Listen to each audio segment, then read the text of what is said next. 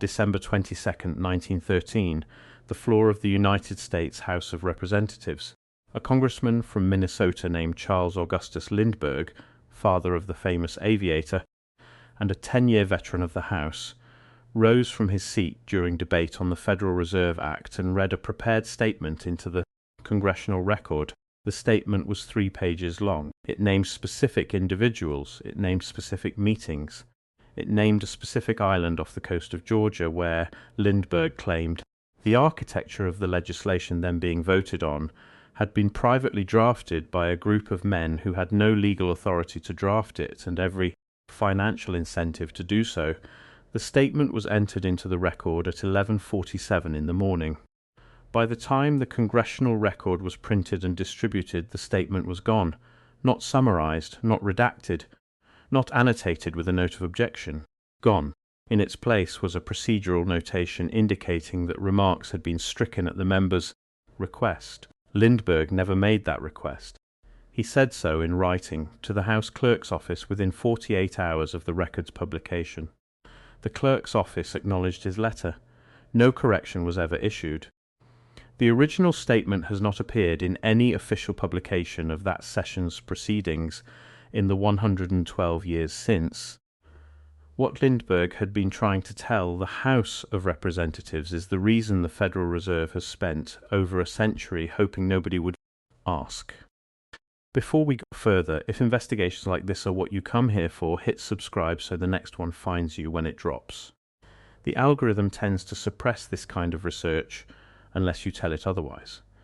To understand what Lindbergh knew about Jekyll Island and why the men who controlled the Federal Reserve Act were willing to strike his statement from the public record of Congress, we have to go back to the fall of 1910. And a private meeting that its participants spent the next 2 decades actively denying had ever taken place. In November of 1910, a private railway car departed from a station in Hoboken, New Jersey, under conditions that its occupants had organized with deliberate care to avoid attention. The passengers had been instructed to arrive separately, to use first names only with one another for the duration of the trip, and to tell no one where they were going. The railway car travelled south for 2 days and arrived at the Brunswick, Georgia terminus of the Jekyll Island Club's private ferry line. The men aboard crossed to the island and spent the following 9 days in the Jekyll Island Club's main lodge, in a series of meetings that were not recorded in any formal minutes and to which no outside parties were admitted. The Jekyll Island Club in 1910 was one of the most exclusive private associations in the United States. Its membership was limited to 100 families and included, by design, a significant portion of the wealthiest individuals in the country. The island itself, a barrier island off the Georgia coast, was accessible only by the club's private ferry. There were no hotels. There were no other residents. There was no way to arrive or depart without passing through the club's own infrastructure. Whatever happened on Jekyll Island in November of 1910 happened in conditions of complete physical isolation from the outside world. The men who made that journey were not private citizens engaged in casual conversation. Nelson Aldrich was the senior Republican senator from Rhode Island, chairman of the Senate Finance Committee, and the father-in-law of John D. Rockefeller Jr. Abraham Piatt Andrew was the assistant secretary of the Treasury of the United States. Frank Vanderlip was the president of National City Bank, at that time the largest bank in America. Henry P. Davison was the senior partner of J.P. Morgan and Company. Benjamin Strong was the head of Bankers Trust and would become the first governor of the Federal Reserve Bank of New York. Paul Warburg was a partner at Kuhn, Loeb and Company and had emigrated to the United States specifically, as his own published memoir later confirmed, to pursue the establishment of a central banking system modelled on the European institutions with which his family firm was closely associated. 6 men. Between them, they represented or directly controlled an estimated 1/4 of the total wealth of the entire world at that moment. Consider what that concentration actually means in practical terms. National City Bank alone, which Vanderlip ran, held more deposits than any other financial institution in the United States. J.P. Morgan and Company, where Davison served as senior partner, had been the primary financier of American industrial expansion for 30 years and had reorganized or effectively controlled U.S. Steel, General Electric, and the Northern Pacific Railway, among dozens of others. Kuhn, Loeb and Company, where Warburg was a partner, had financed the majority of American railroad construction and maintained close financial ties to the Rothschild banking houses in London and Paris.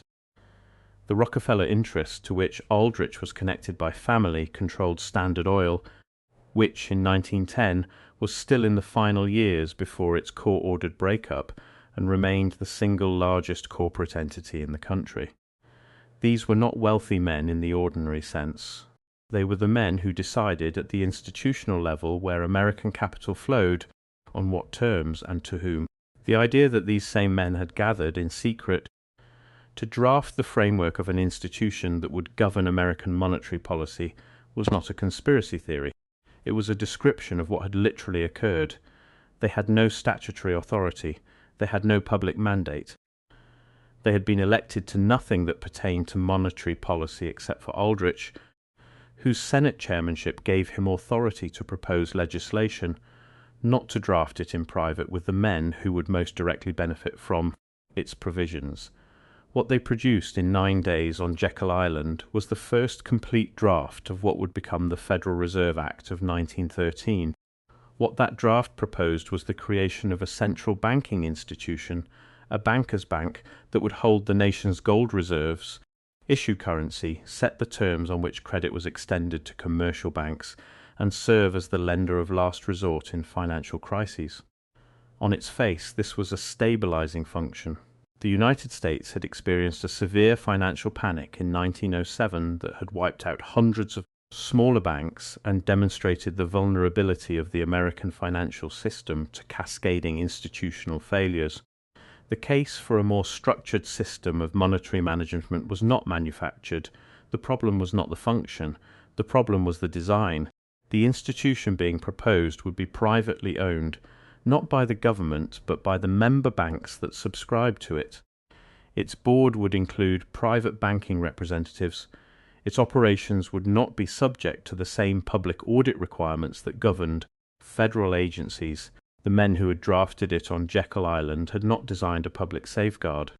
They had designed a privately controlled institution with public authority, the most consequential combination in the history of American finance. Lindbergh had known about the Jekyll Island meeting for at least 2 years before he rose to address the House in December of 1913. He had spent those 2 years assembling the documentation necessary to establish, beyond a reasonable procedural objection, that the legislation the House was being asked to vote on had been written by the private interests it was ostensibly designed to regulate. His 1913 book, Banking and Currency and the Money Trust, published in the months before the Federal Reserve Act came to a vote, laid out the core argument in detail. It named Aldrich, Vanderlip, Warburg and the others. It described the Jekyll Island meeting. It traced the legislative path from the private draft produced on that island to the bill then before the Congress. The book was reviewed in a handful of newspapers. It did not receive coverage in the major financial press. It sold modestly and was not reprinted. The book had attracted exactly the kind of non-response that institutional suppression looks like in practice. It was not banned. It was not publicly denounced. It was simply not amplified. The major New York newspapers, several of which were owned by interests connected to the men Lindbergh named, did not review it prominently. The financial press ignored it. The academic economics establishment, which had depended on institutional funding and publication access that the same banking interests influenced, did not engage with its arguments. The book existed. It was available. Nobody with a platform was particularly interested in discussing it. When Lindbergh rose on December 22nd, he was not introducing new information to the historical record. He was attempting to place that information into the official proceedings of the body that was about to vote on the legislation. That is what was struck. He was not alone in raising the concern. Senator Robert LaPafflet of Wisconsin had been arguing since 1908 that the concentration of financial power in a small number of New York banking institutions represented a structural threat to democratic governance. La Follette had commissioned research in 1911 that documented interlocking directorships among the major New York banks, a network of shared board memberships that allowed a relatively small number of men to exercise effective control over a significant portion of American credit. The research showed that 18 financial institutions in New York City held, through their boards and affiliates, effective influence over companies representing approximately $22 billion in aggregate assets. The report was presented to Congress. It was acknowledged, it was not acted upon. Lewis McAnuff, as a Republican congressman from Pennsylvania, who had spent 12 years as president of the First National Bank of Canton before entering politics, he understood the mechanics of central banking in technical detail that few of his colleagues in the House could match. Beginning in the late 1920s, McFadden delivered a series of floor speeches in the House of Representatives that described the Federal Reserve's operations in terms that went considerably further than anything Lindbergh had attempted in 1913. McFadden named individuals. He described specific transactions. He accused the Federal Reserve Board directly and by name of deliberate manipulation of the money supply in ways that had produced the financial conditions of the Great Depression. His speeches were entered into the congressional record. They were not struck. They were widely reported in the press as the statements of an unstable extremist. McFadden survived 2 assassination attempts in 1933, 1 gunshot and 1 poisoning, both documented in the contemporary press. He died in 1936 at the age of 60 after a brief illness that followed a banquet in Washington. His physician described the circumstances as unexpected. He had been in good health. The Federal Reserve has never adequately explained why the Nelson Aldrich, who chaired the Senate Finance Committee and produced the Aldrich Plan, the direct predecessor of the Federal Reserve Act, was the same man who had traveled to Jekyll Island to draft that plan with the bankers who would benefit from it, and why this represents legitimate legislative process rather than a structural conflict of interest of the first order. It has never explained why every participant in the Jekyll Island meeting spent the better part of 2 decades publicly denying that the meeting had occurred only to acknowledge it after the Federal Reserve was too institutionally entrenched to be meaningfully reformed. Vanderlip confirmed the meeting in a 1935 article in the Saturday Evening Post, more than 20 years after the act passed. He described it as a conspiratorial-seeming gathering. He offered that description not as a confession but as a historical footnote, delivered when the window for any consequential public response had long since closed. Vanderlip's 1935 account was remarkably candid in retrospect.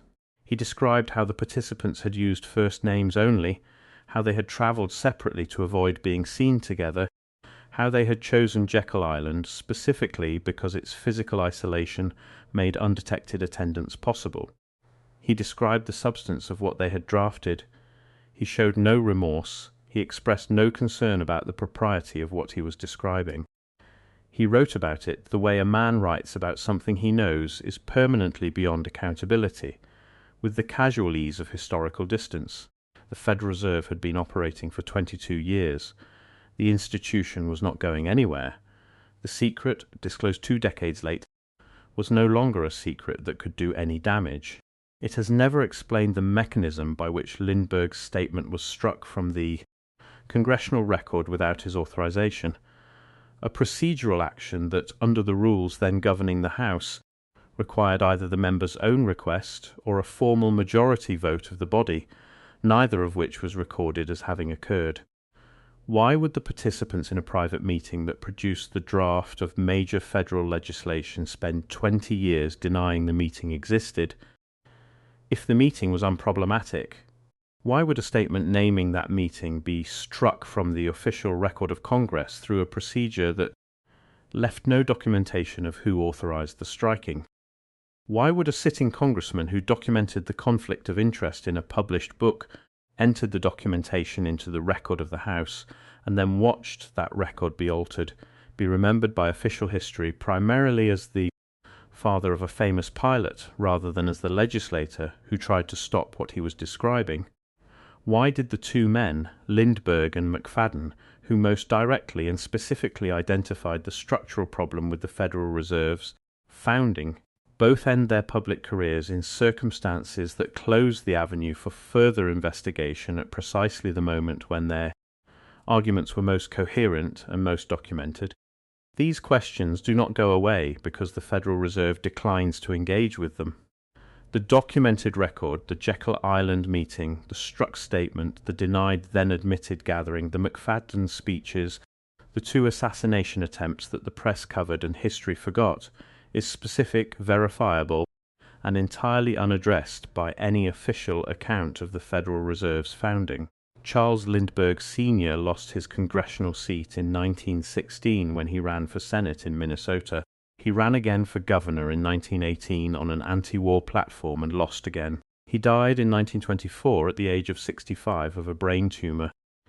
In the years between 1913 and his death, he published 3 more books detailing the Federal Reserve's operations and their consequences for ordinary Americans. None of them was reviewed in the major financial press. None of them was reprinted after its initial run. His congressional papers, including correspondence related to the struck statement, were donated to the Minnesota Historical Society following his death. The correspondence file for December of 1913 contains a gap of 11 days, from December 20th through December 31st. The archivist's notation on the gap reads, "Materials not located." The statement Lindbergh read into the record on December 22nd. 1913 described a private meeting that its participants denied for 20 years. It named the men who attended that meeting. It argued that the legislation those men had drafted in private should not be passed into law by a Congress that had not been told the legislation's true origins. The statement was struck before most members of the public ever read a newspaper the following morning. The Federal Reserve Act passed the Senate that same evening. President Woodrow Wilson signed it into law 3 days later on December 23rd, 1913, 2 days before Christmas, when Congress had largely emptied and the press was occupied with the holidays. The timing was not accidental. Senator La Follette noted in his personal diary that the vote had been pushed to the December session with a deliberateness that he found impossible to attribute to the normal pressures of the legislative calendar. The act had been in committee for months. It could have been voted on in October or November, when the full membership of both chambers was present and the press was fully engaged. It was not. It was brought to a vote in the final days before the holiday recess, in a chamber that was less than half full, against the objection of several members who had requested additional time for review. Wilson signed it on a day when the country's attention was elsewhere.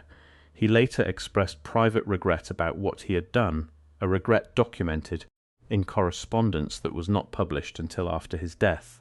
The official history tells us the Federal Reserve was created by Congress to stabilize the American financial system and protect ordinary citizens from the volatility of private banking.